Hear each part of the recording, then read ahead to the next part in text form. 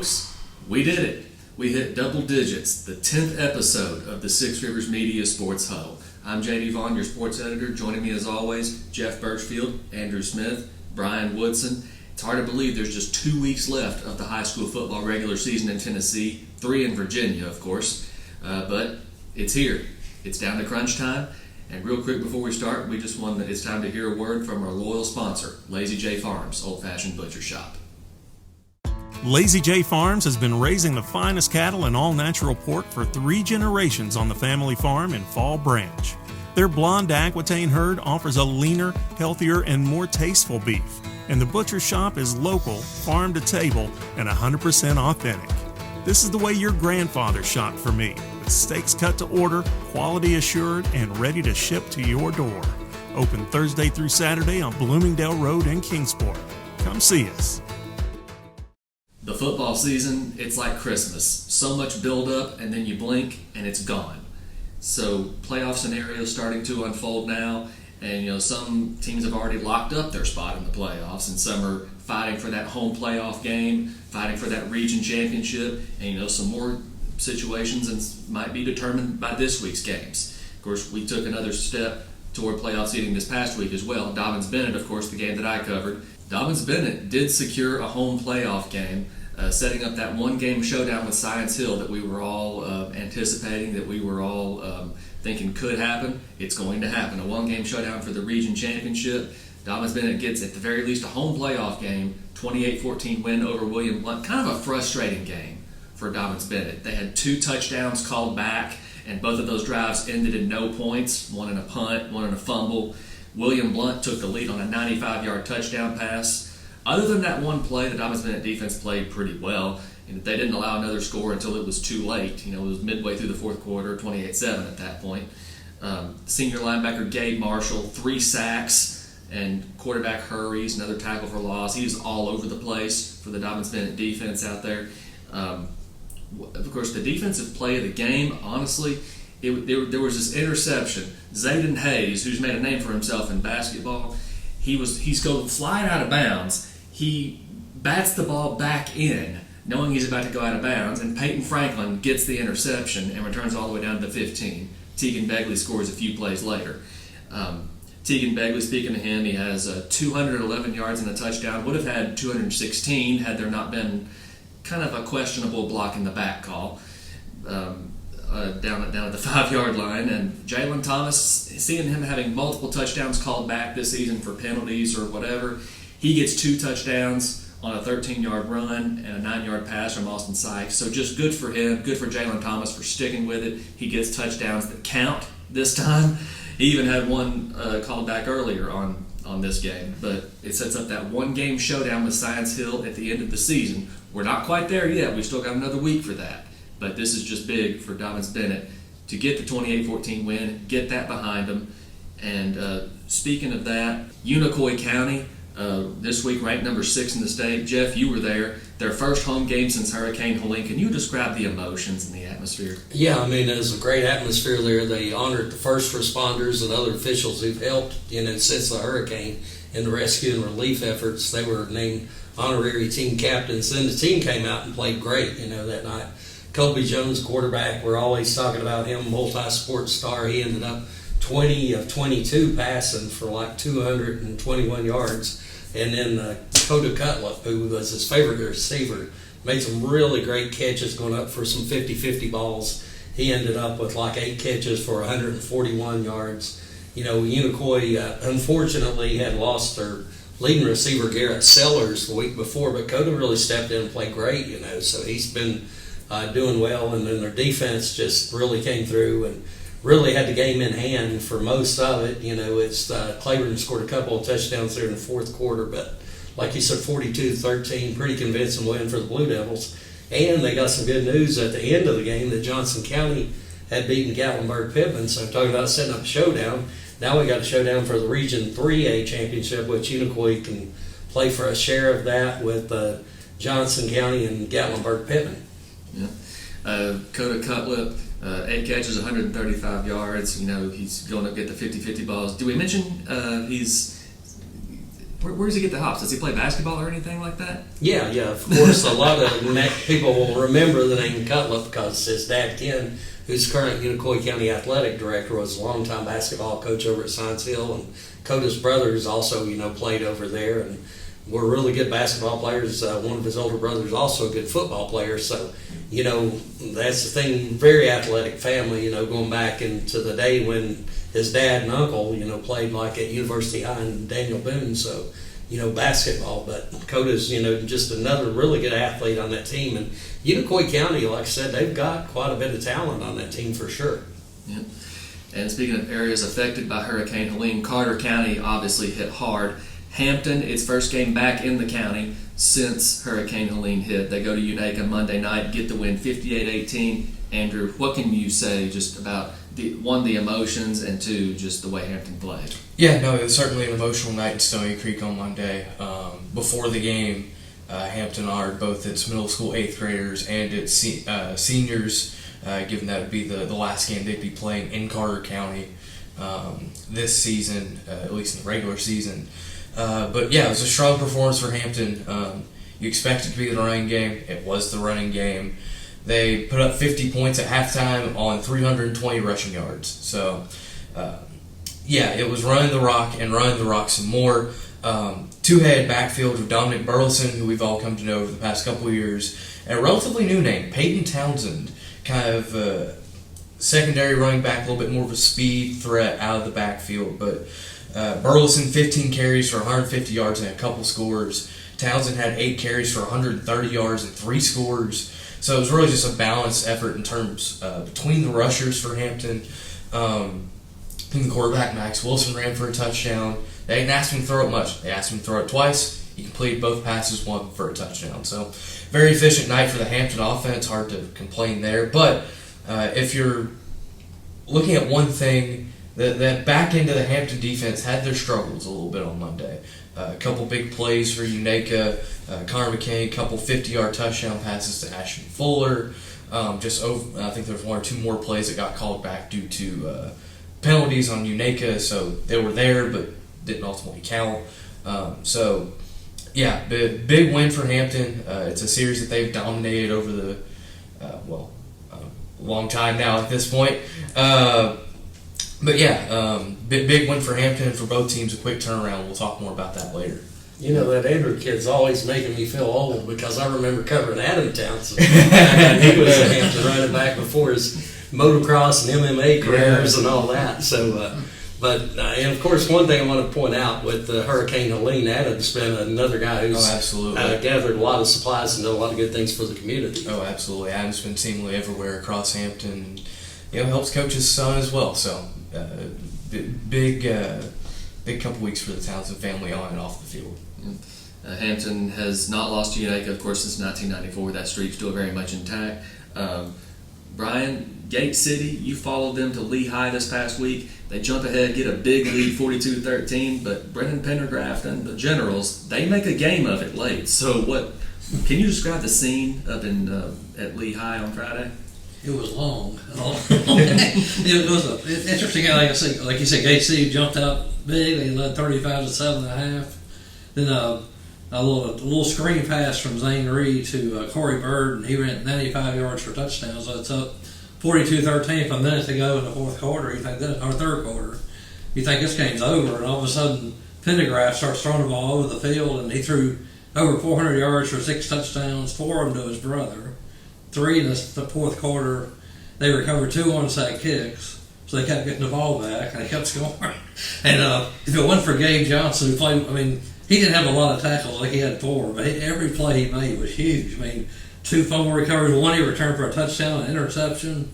He recovered 2 of those onside kicks. He also, on the 2-point conversion attempts by Lee to possibly tie or take the lead, he was the guy who broke up the passes and stopped the play. So he had a remarkable game. If it wasn't for him, I'm not sure they would have come out on top. But it was a very entertaining game. It was just a long one, but long and cold. It got cold over there. That's my first trip to 5-Star Stadium.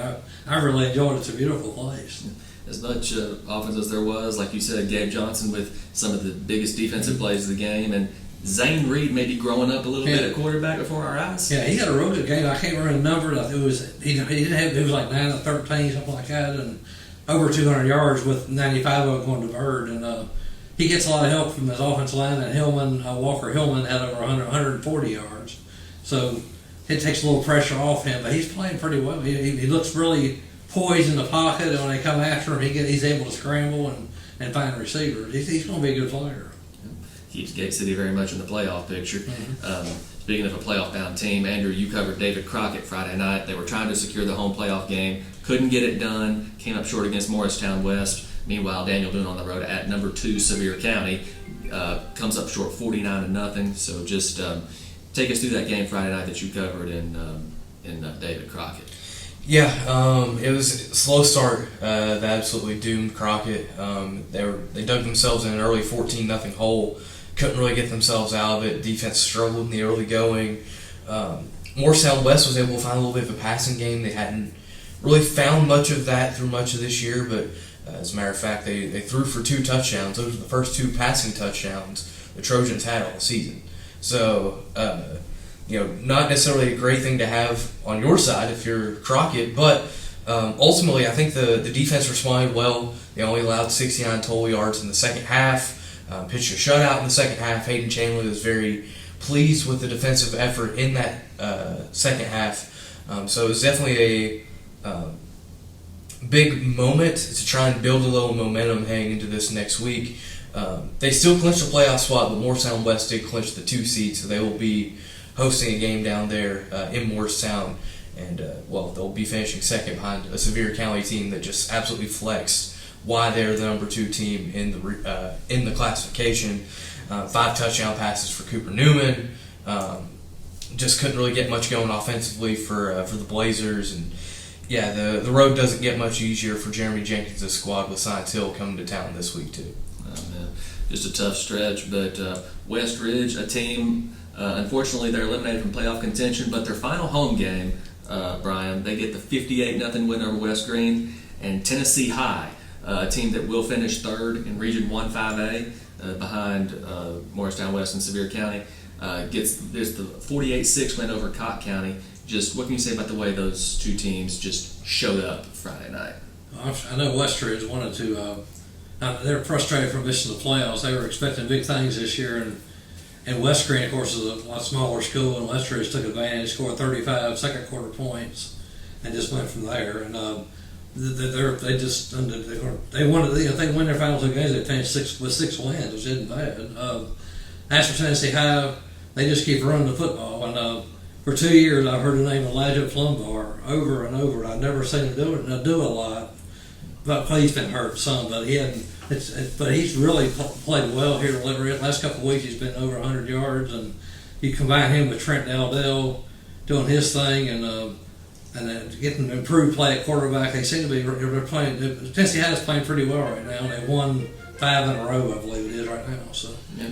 And big night too from Turner Elliott. Turner Elliott. Yeah. Big night from Turner Elliott, the quarterback. Runs for a couple of touchdowns, completes a couple of passes. So, like you said, they're kind of rotated at quarterback this year. But Turner Elliott with a good night and 8 tackles on defense. So just a big night for him. Elizabethton in Region 1-4A, the Cyclones go on the road to Volunteer, get the 42-0 win. It's the second shutout this year for Coach Sean Wooden's club. Rhett Slagle throws for 172 yards, 3 touchdowns to 3 different receivers, no less. Jay Bird Wallen with a team-high 71 yards, 2 touchdowns on the ground.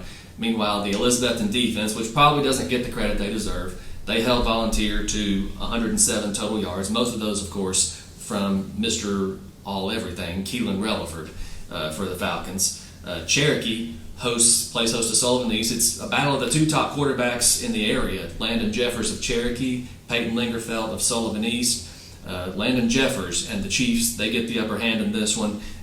Outcome never really in question. Jeffers is pretty close to perfect. 14 of 16, 278 yards, 4 touchdowns. Ran for 106 yards, another score. That score, of course, being a 93-yard run.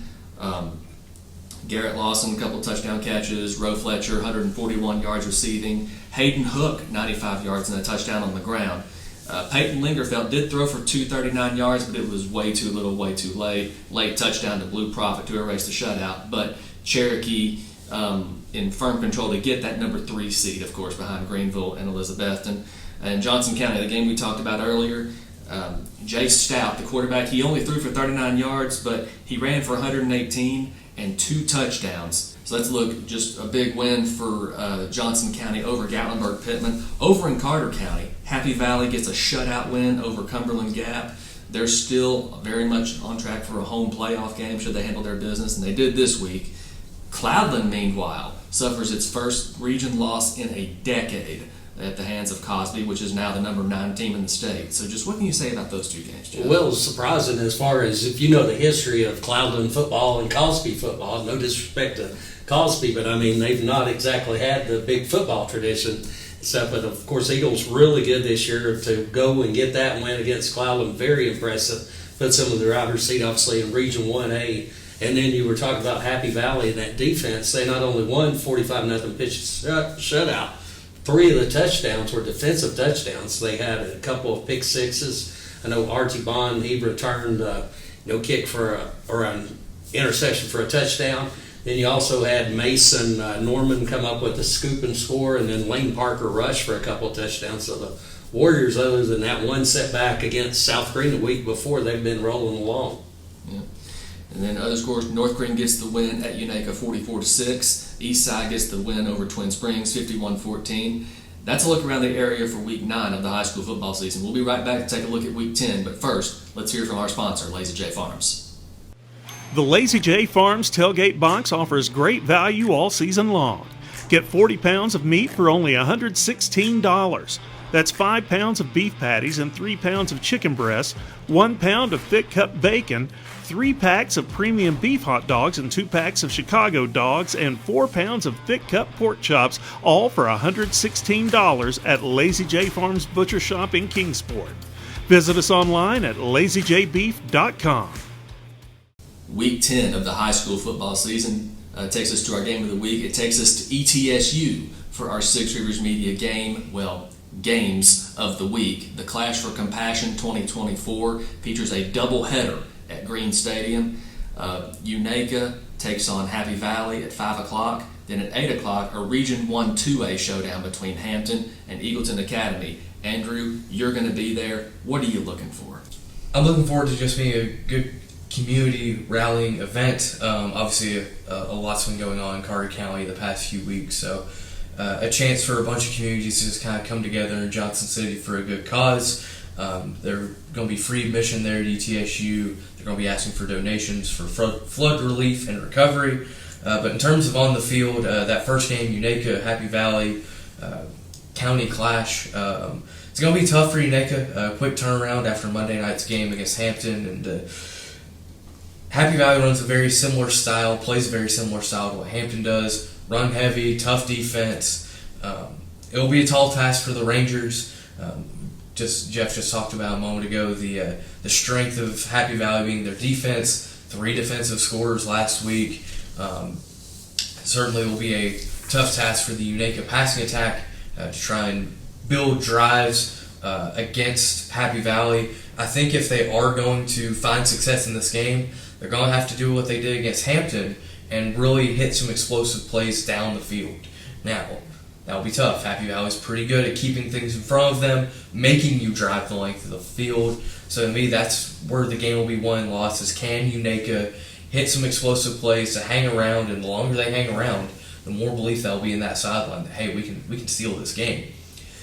Game 2 of the night, that's probably going to be the bigger game, given as a conference game. Eagleton and Hampton. Hampton's still trying to stay in the hunt for potentially a home playoff game. A win would clinch their spot in the postseason, but obviously they're hoping for more. A win would put them in a tie for second with Happy Valley. Obviously the Warriors have the tiebreaker there, but also worth noting the last week of the year, Hampton will be playing 1 seed South Green on Halloween. So that race is not quite settled yet, at least if Hampton has anything to say about it. But Eagleton, they've been a tough foe They're sitting at 1-2 in the region. A win for them kind of flips things on their head, and certainly puts Eagleton in a spot to battle for a playoff spot still. Obviously for Hampton, it's the running game. Mentioned Burleson and Townsend earlier, but keep an eye out for Max Wilson, the quarterback. He ran for a score on Monday night. And also look out for Jaden Coon. He kind of plays a little fullback, maybe a little tight end. They've showcased him a little bit in the running game too. Also a very good blocker. So on the offensive side of the ball, I think that's where, if I'm Eagleton, I want to key in. I want to key on number 40, Coon. Wherever he's leading, that's where Townsend and Burleson are likely to go. So big couple games at ETSU on Friday. Sure. Speaking of having clinched playoffs, of course, we just talked about Dobbins Bennett having clinched a home playoff game. David Crockett will be the number 4 seed in Region 1-5A. Those two teams will get together this Friday at J. Fred Johnson Stadium in Kingsport. It'll be senior night for Dobbins Bennett, and Joey Christian was really praising his seniors for blocking out the outside noise this week. Need to play. We need to get them backed up. I'm telling you, number 3, Lamarcus Dunn, the ball's going to get to him. They're probably going to take 10 deep shots against us Friday night with him. And if they don't, I'll be shocked. I would. If I had him, that's what we would do. I would fire our offensive coaches if we didn't throw it deep to him twice a quarter. So that's what I'm expecting. That's what they should do. We better be prepared for it. We better be ready to cover his hind end, because he's a dang good football player. Last year we finished 5-5, I guess, and that's not where we want to be, or anybody wants to be in the program, and things like that. And then this year, there's a lot of people who thought, man, I mean, this thing's kind of tearing down. It's kind of being chipped away. But we got some senior leadership on this with these guys, and we lost. We lost 2 of them that was going to be starters for us before the season ever started. Luke Cox and Jimmy Taylor, they were going to be an integral part of what we do. But you talk about the Will Fords, the Gabe Marshalls, the Peyton Franklins, those guys that have come in and have played so good, and then guys that have carved their own roles. Cooper Reeds, Parker the Ford is playing so well for us right now. If we can get Parker to practice, he would have been out there a whole lot quicker. Devin Murdoch, those guys that have come in, and honestly, a lot of them have had to wait until their senior year. It's high school sports, and kids, but mostly parents are impatient, and like, if their kid ain't playing, we'll just quit. Or we'll move somewhere else. We'll do something else.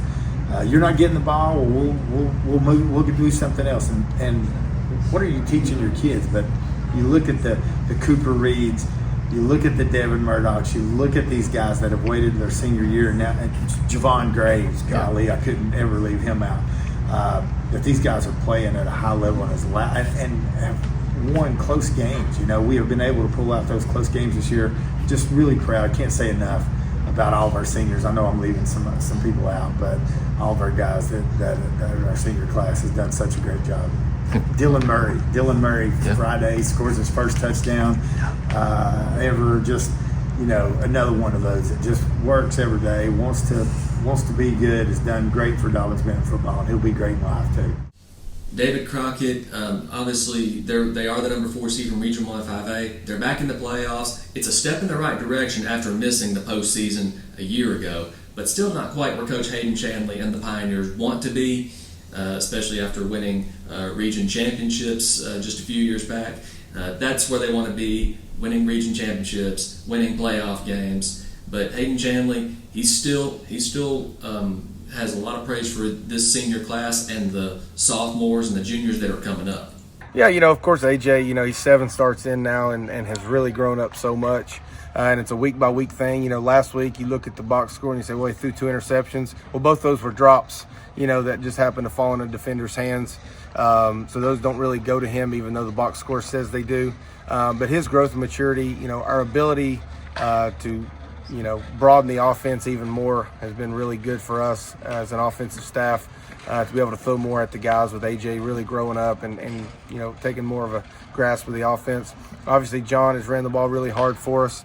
Not so great last week. We struggled to block those guys up front, but really strong showing out of him this sophomore season. But, other guys, Marcus Carrier leads us in interceptions with 3 picks in 7 games. Isaiah Garland, Jaden Garland, Colton Mullis, Carson Bradburn, a freshman, has really come on strong. We're young in a lot of spots, and those guys are slowly getting better day by day. I would say Colton Farrell on the defensive line. He's our leading tackler at defensive end. Wrestler, 4th or 5th in the state last year at the wrestling state tournament. Just plays so freaking hard and only weighs about 175 pounds, 180 pounds, but just plays his tail off. Blake Delph up front's been really good for us as well. Devin Sanders, we got a lot of good snaps from him last week defensively, and he starts for us at guard as well. Like I said, Marcus Carrier came up with his 3rd interception last week as a sophomore. Missed the entire season last year with a torn ACL. First rep of his freshman year out here in the summer. Tore his ACL, come back, now he leads us in interceptions with 3. Obviously, Zeke has found the end zone for us, I think probably more than anybody, and he's been a tremendous leader for us. And he's obviously going to have a big night Friday night for us to be successful. Another rivalry that gets renewed this week, Science Hill hits the road to take on county rival Daniel Boone in Gray. So, Jeff, what do you see in this matchup between the 8th-ranked Hilltoppers and the Trailblazers? Well, traditionally, this is really a tough game for Science Hill. Daniel Boone's usually very competitive and won, quite a few games in this series. But this year, I think heavily, in favor of Science Hill. They're obviously having probably their best season, in the last decade. And then Daniel Boone's struggling mightily right now. They're a young team. They've had some injuries, other issues. Daniel Boone still has some talent, though. I mean, Drew Fleming's a good little running back, but one problem, he's a sophomore. Quinlan Held, he's a good receiver and defensive back. He's a sophomore. They do have a couple of senior standouts with the tight end, A.J. Burke, and Josh Briggs on the defensive side, who's a linebacker, but, they're also starting a sophomore quarterback with Cole Stevenson. And, they're going against a fantastic Science Hill team. We've talked about the 4 horsemen Russian attack, with, Baylor Necessary, Aiden Perry, who transferred from Boone to Science Hill, Ian Mathis, and Malik Anderson. Those guys have just been terrific. And we talked to Stacy Carter, and he talked about Science Hill had the bye week and how it really helped them get a little healthier going into this game. Gabe's healed out. He's in the concussion protocol. Don't know if he'll play this week, but there's a possibility. But it gave, an extra week for Julian Emile to heal up. He won't be going this week, but should be going the next week. So I think we needed that time. And then just for all of them, for the bumps and bruises to heal up. So able to give them some all time. We usually don't. We're not able to give them. They got about 3 or 4 days off in a row, so I think that helps them mentally, and they've come back ready to go this week. Another big game this week. You can throw out the records because it's the Hawkins County Super Bowl. Records don't seem to matter in this game. Volunteer, it's been 2 tough games the past couple of years after Volunteers win in 2021. Don't tell the Falcons that this game is meaningless because it is anything but. Keelan Relaford, no matter what position he's playing, it's a safe bet he will be ready. It's a safe bet Landon Jeffers, the Cherokee passing attack, it's a safe bet they're going to be ready. So just a big showdown. Again, records do not matter in this game. So the Hawkins County Super Bowl takes place in Church Hill this week. So a big game in Region 1 4A, no matter the circumstances. And another game this week, West Ridge goes to Tennessee High. Brian, what are you looking for in this matchup? This is becoming quite a rivalry between these 2 schools since West Ridge has only been around a short time. And Tennessee High won last year on a last-second field goal, and West Ridge won the first 2, so it's very competitive. This should be another game just like that, where Tennessee High is just going to try to run the ball right down their throat, and West Ridge will probably throw the ball a lot, and Tennessee High is still fairly young in the secondaries. They might be able to exploit some things there.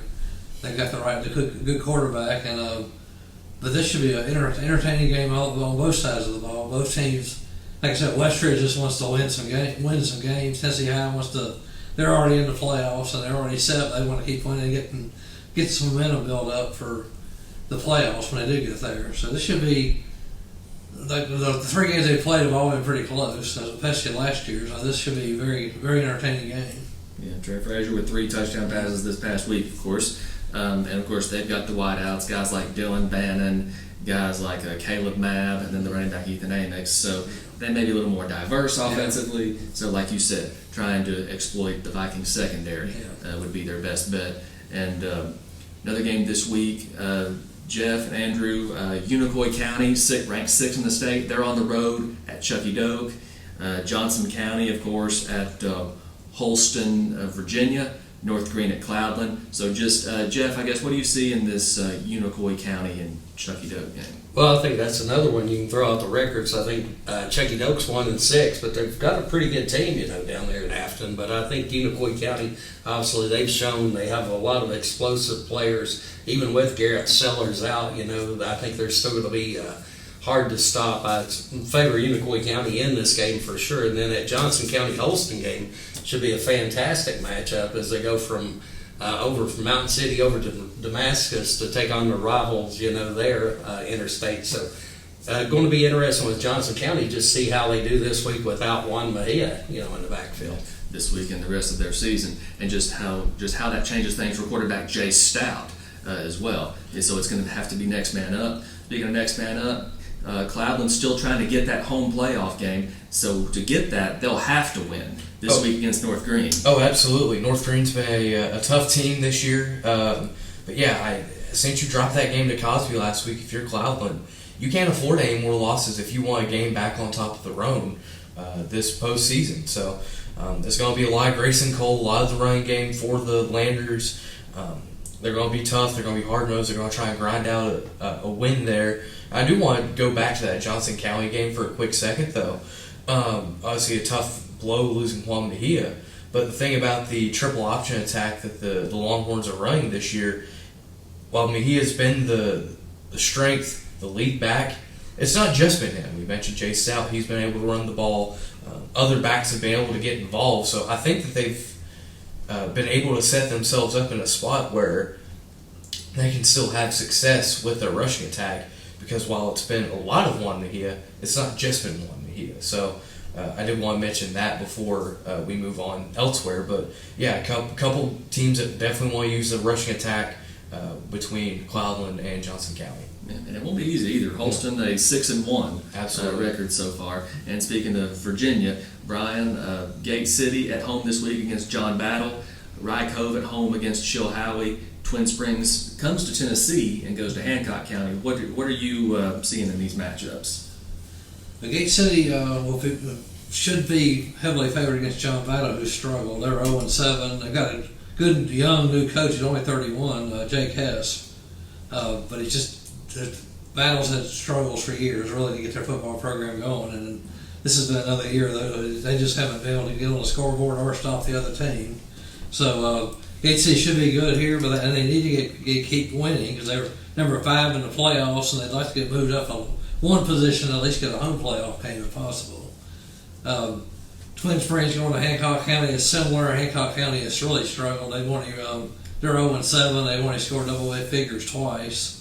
And they really that was 18 points, and they lost to Unaka last week. So they haven't. They've struggled. Twin Springs, of course, had all these injuries, but maybe they can get healthy enough to win this game. It could be an interesting game. But they should be okay in this game. Then Rye Cove and Chilhowie. Chilhowie's 3-4, but they've got some good players. They got some athletes. They've played a tough schedule, and they need to win. I think they're number 9 right now in the playoffs. Rye Cove's number 1. So I wouldn't count out Chilhowie. I think this could be a good ball game. Chilhowie's usually pretty big and inside. They got a good experienced quarterback. Noah Hill's a terrific receiver. And of course, Rye Cove's had a week off, kind of to get healed up a little bit, and they'll be ready to go too. And of course, it's always exciting over at Rye Cove. So that'll be an entertaining game there. But it's really important for Chilhowie. But Rye Cove just wants to keep winning, and they're right now number 1 in the region. That's a look around the area for Week 10 of the high school football season. Again, I can't believe I'm saying this, Week 10. Enjoy it while we've got it. That's been a look around the area. This has been the Six Rivers Media Sports Huddle, and thank you once again to Lazy J Farms. Lazy J Farms has been raising the finest cattle in all-natural pork for 3 generations. Our blonde Aquitaine herd offers a leaner, healthier, and more tasteful beef that ships from our store directly to your freezer. This is the way your grandfather shot for meat, only now we wrap it, seal it, and send it right to your door. We have plenty of options to pick from, and they're all fresh and natural. Just visit our website at lazyjbeef.com and choose your package. We'll get it straight to you.